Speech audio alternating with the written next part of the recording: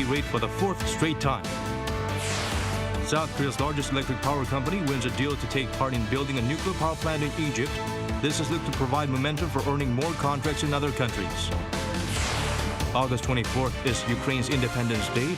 To mark the anniversary, countries around the world celebrate it together. However, as the war continues, the occasion was marred by violence.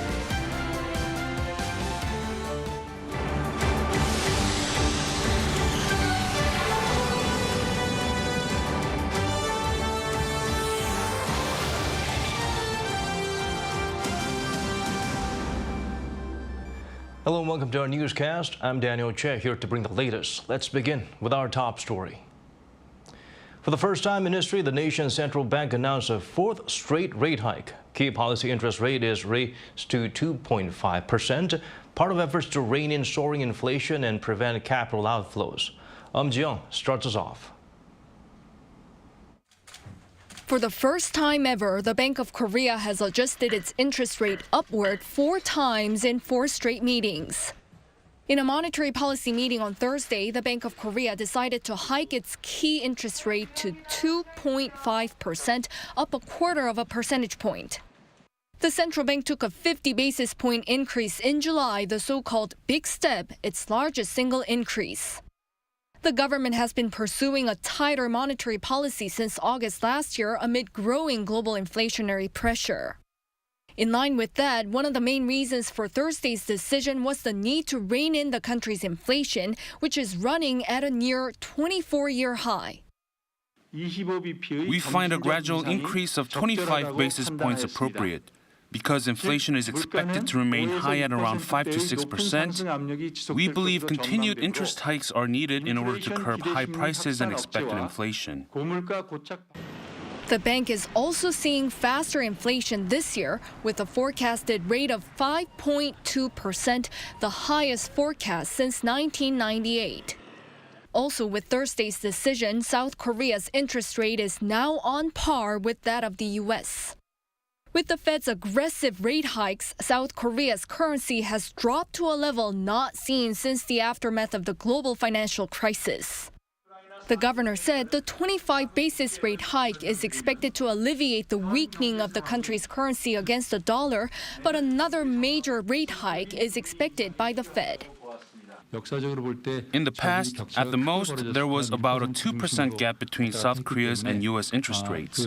We will monitor the gap between the two and any negative impact coming from it. The bank also said the country's economic growth this year is projected at 2.6%, down 0.1 percentage point lower compared to the forecast made in May. The governor said the country's economic growth this year is expected to be favorable compared to other major economies, but he added that the export growth is likely to slow further in the second half of this year due to the sluggish global market. Ji-young, Arirang News. Government officials met with business leaders to discuss ways to deal with new U.S. laws that could put Korean companies at a disadvantage. Responses could include meeting with American officials directly, changing Seoul's production processes, and possibly the option of sourcing materials from countries other than China. Shin-Young fills us in. The Biden administration's Inflation Reduction Act is a concern for South Korea's electric vehicle manufacturers, as it only allows tax credits for cars that are assembled in North America. Then there's the CHIPS and Science Act, which offers semiconductor manufacturers billions of dollars to build new fabrication plants in the U.S. with the condition that they will not make new investments in China. South Korean companies would get those benefits too, but with strings attached known as guardrails. In response, South Korea's Minister of Trade, Industry and Energy held a meeting with business leaders on Thursday to go over the impacts and to discuss ways to respond, such as room for flexibility and possible exemptions. We need to prepare shields and spears. Shields to deal with the challenges we're now facing under the new laws, and sharp spears to take this situation as an opportunity to dominate the market. In terms of the CHIPS Act, the ministry is planning to express the country's stance through existing channels it has with the U.S. Commerce Department. Thursday's meeting was joined by officials from major companies including Samsung Electronics, SK Hynix, and Hyundai Motor Group, which are expected to suffer under the new laws. They discussed ways to deal with Inflation Reduction Act, such as by getting automakers to review their production plans and quickly beginning factory construction in the U.S. For battery makers, it'll be about gradually switching mining investment to other countries like Australia and Chile. Currently, Korea depends on China for the mining of the raw materials used to make batteries.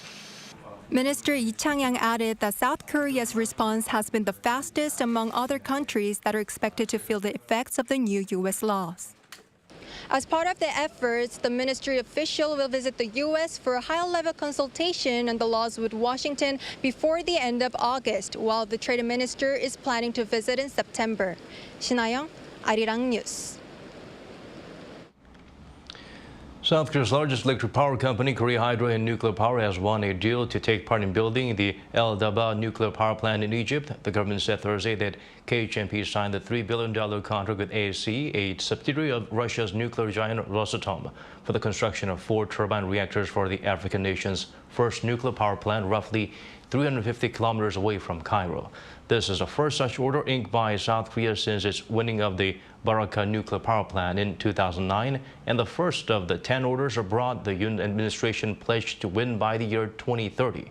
Seoul believes the Daba deal will serve as a momentum for more contracts in the Czech Republic and Poland and provide more opportunities for South Korean firms to enter the African nuclear power plant market. In Thursday's emergency economy meeting, the Ministry of SMEs and Startups revealed measures to help small businesses impacted by various factors, including the pandemic. A major part of the plan is providing a competitive edge by aiding digitalization. Choi Min-jung explains further. Turning small neighborhood businesses into innovative entrepreneurs. This is what the South Korean government is striving to achieve. During the 6th emergency meeting on economic affairs, the Ministry of SMEs and Startups on Thursday revealed new measures to support small business owners and the self-employed.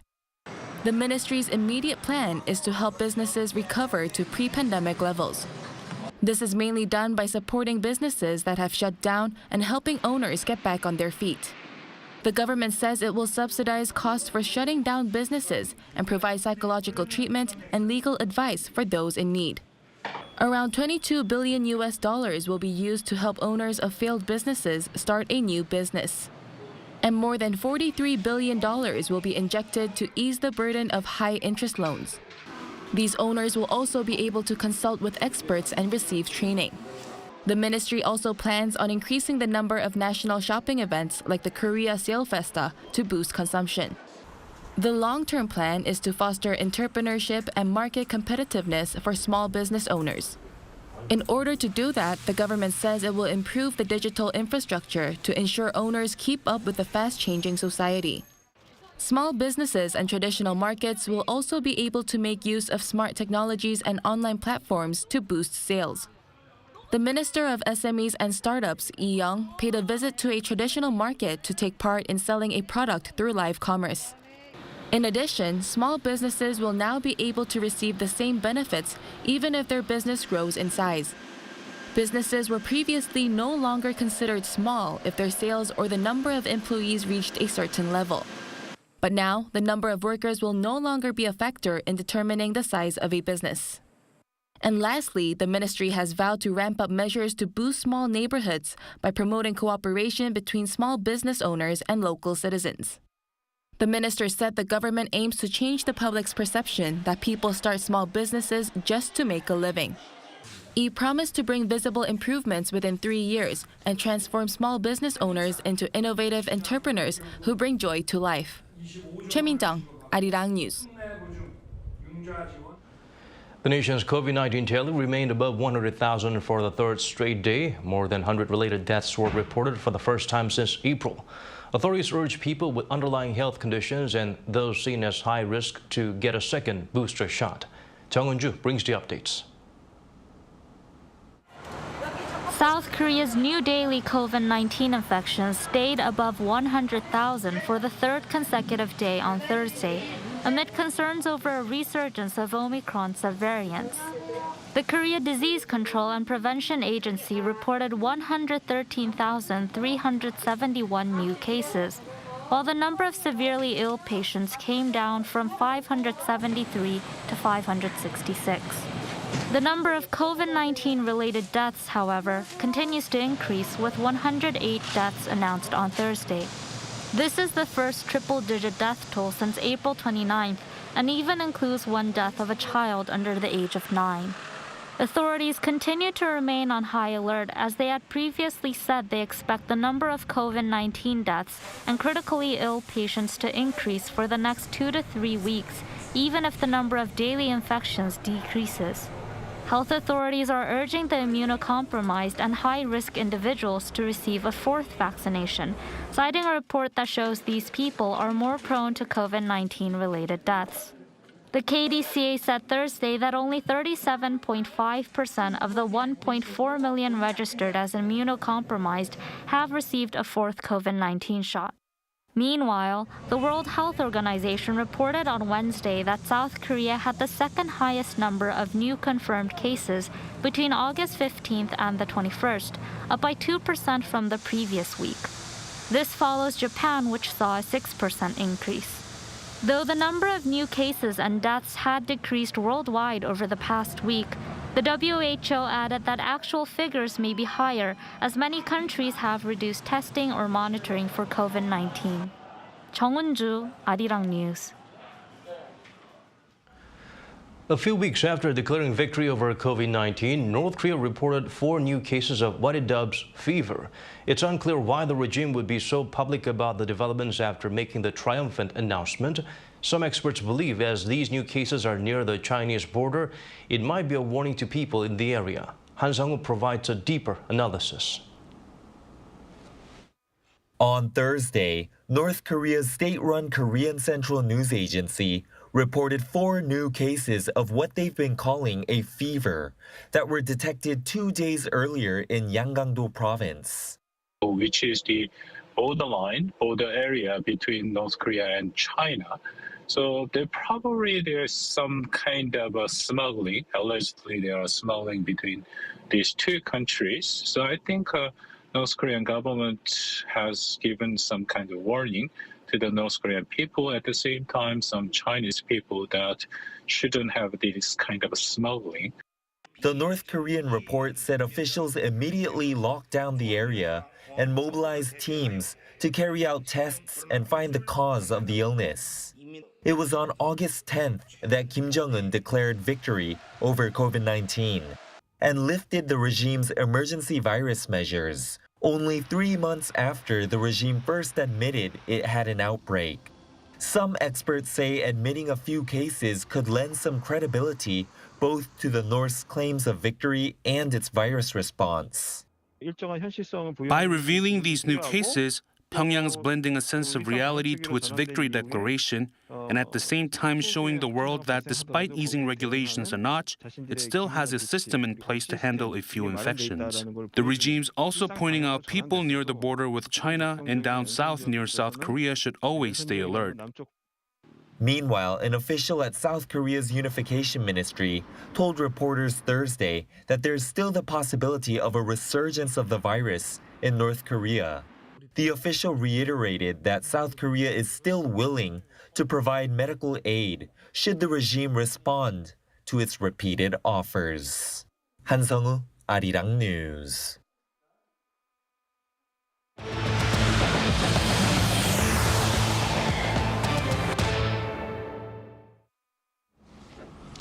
Working in lockstep to improve Koreans' livelihoods, that's what President Yoon called for during his speech at a People Power Party workshop held in Cheonan, 90 kilometers south of Seoul.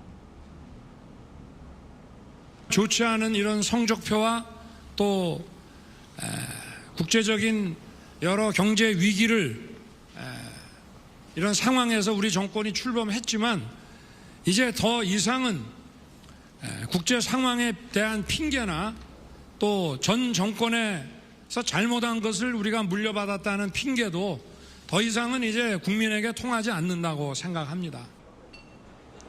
The South Korean leader stressed only when the ruling bloc and the government work as one team and solely focus on the plights of the people can both the administration and the party regain citizens' trust. Thursday's workshop was the first to be held since Yoon took office in May. It was attended by members of the top office, the cabinet, and 101 PPP members. Seoul's Prime Minister will not be discussing wartime forced labor issue while attending former Japanese PM Shinzo Abe's state funeral next month. In a press conference held on Thursday, Han Duk-soo said the matter should be discussed internally first so the two countries can eventually make a peaceful decision. The official, along with the Deputy Speaker of the National Assembly, will reportedly visit Japan to attend the state funeral on September 27th. The U.S. Assistant Secretary of State for East Asian and Pacific Affairs is visiting Seoul for talks on South Korea-China relations and peninsula issues. During the three-day stay, Daniel Crittenbrink will pay a courtesy visit to the nation's top diplomat Park Jin and hold talks with the first and second vice foreign ministers. According to the State Department, the American envoy and the South Korean officials will discuss ways to beef up the alliance and review regional and global issues, including threats from Pyongyang. For the first time, the South Korean Air Force is taking part in the multinational exercise Pitch Black led by Australia. Ahead of that, the two countries' fighter jets conducted aerial refueling exercises and flew in formation to highlight their friendship. Bae Eun-ji takes us closer to the action.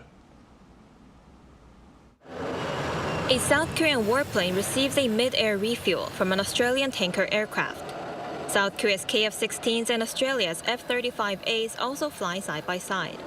A total of 8 aircraft took part in Thursday's flight in Australia, including 4 KF-16 fighters and 1 KC-330 tanker from South Korea, along with 1 KC-30A multi-role tanker transport and 2 F-35As from Australia.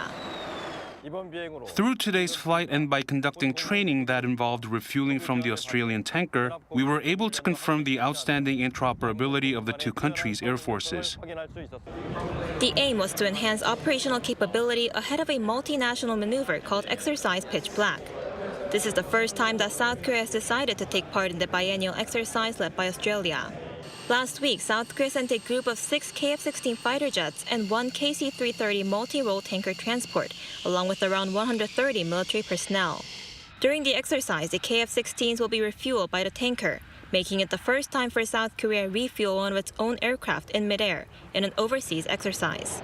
Australian Air Force commander who's leading the exercise welcomed South Korea's participation, saying the two countries have been great partners for decades. He also said Exercise Pitch Black will take them to the next level of tactical execution.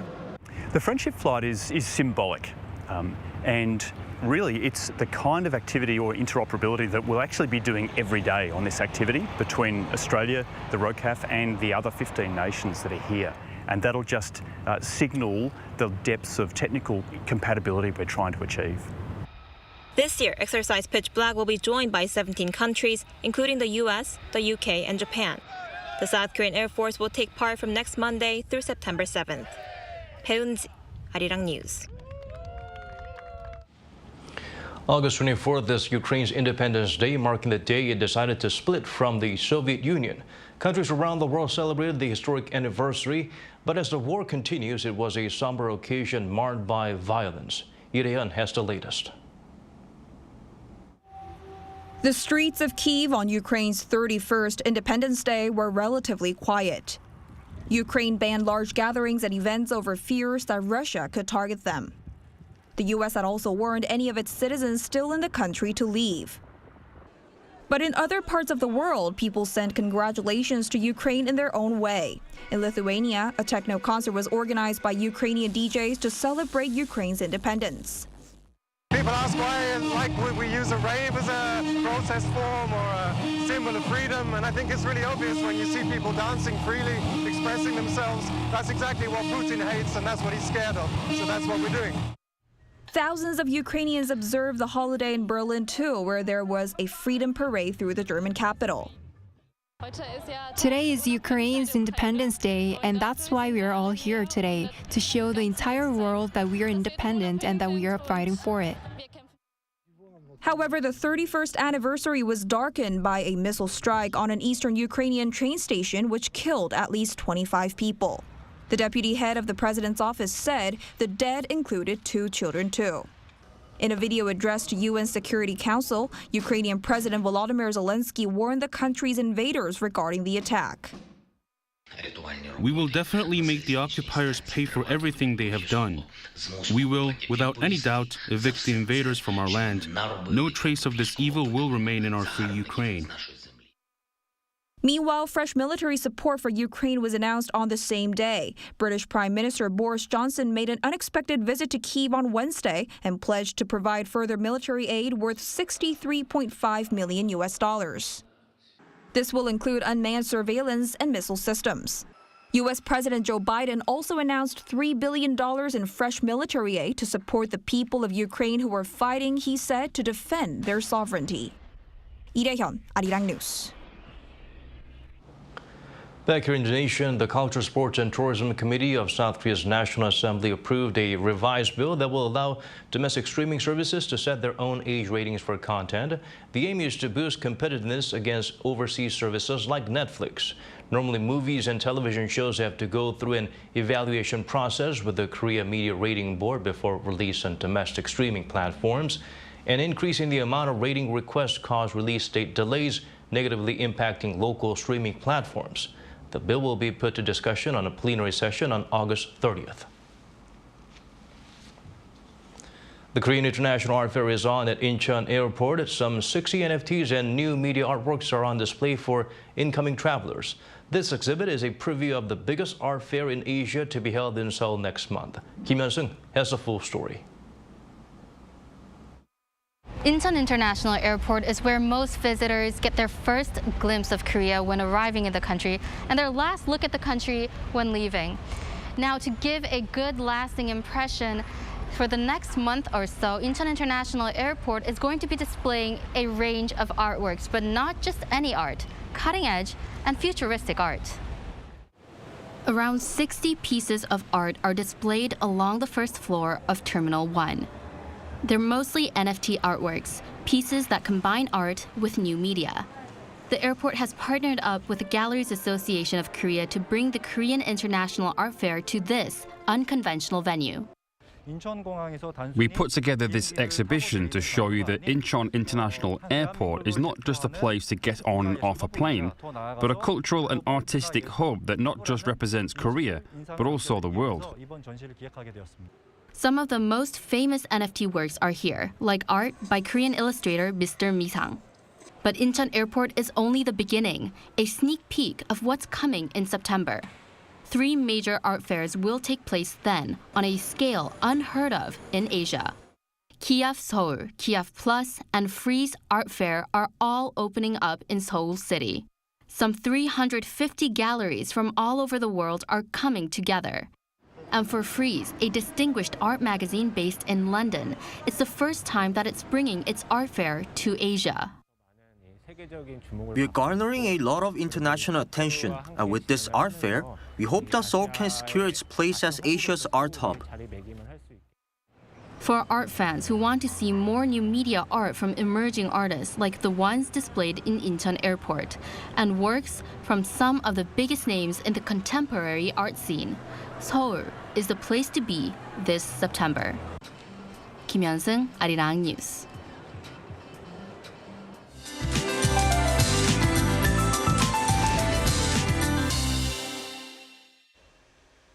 Hello on this Thursday night. I hope you still have your umbrellas handy. The rain in the capital has nearly subsided, but on and off showers will continue in northern Gyeongsang-Buk-do province later tonight.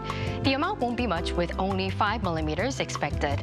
And parts of Jeollabuk-do and Gyeongsang-Buk-do provinces might see some drizzle too.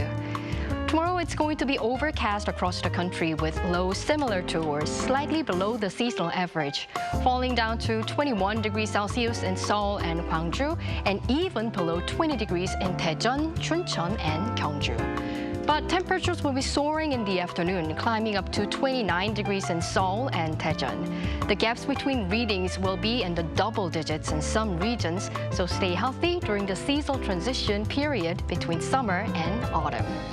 And overall, it's going to be sunny throughout the rest of the week, with temperatures slightly cooler than the average. Again, dress accordingly so as not to catch a cold. Now let's take a look at the worldwide weather conditions.